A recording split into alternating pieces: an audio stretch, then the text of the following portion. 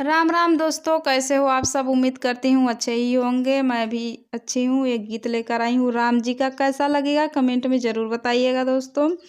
गीत कैसा है, वीडियो को लाइक और सब्सक्राइब जरूर करें दोस्तों। शेयर करें, ज़्यादा से ज़्यादा सपोर्ट करें।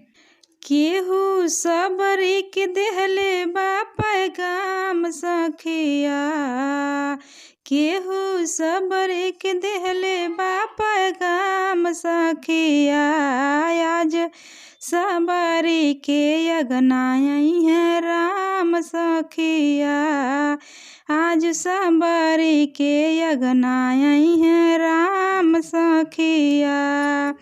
जेकरा इंतजार में बीतौले दिनवा रतिया, ऋषि और मुनि के साँच भइल बतिया।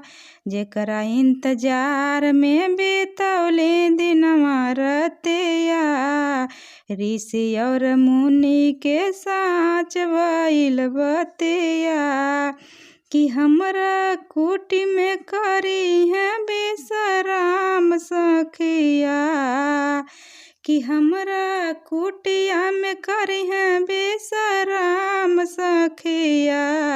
आज हमरे अगनाई है श्री राम सखिया, आज हमरे अगनाई है श्री राम सखिया।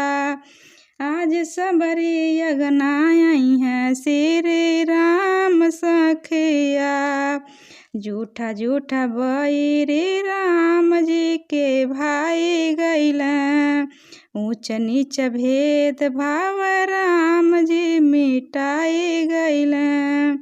झूठा झूठा बेर सबरी राम जी के भाई गैला, ऊंच नीच भेद आज राम जी मिटाई गैला।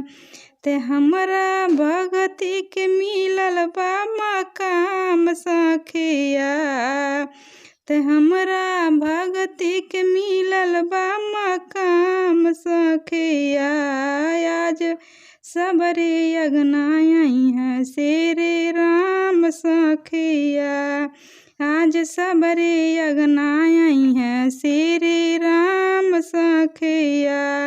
हमारा गुरुदेव जी के पुण्य प्रताप से, ऋषि महर्षि जोगियान जी के ताप से, हमारा गुरुदेव जी के पुण्य प्रताप से, ऋषि महर्षि जोगियन के जाप ताप से। आज भिलनी के भइल चारों धाम सखिया, आज भिलनी के भइल चारों धाम सखिया।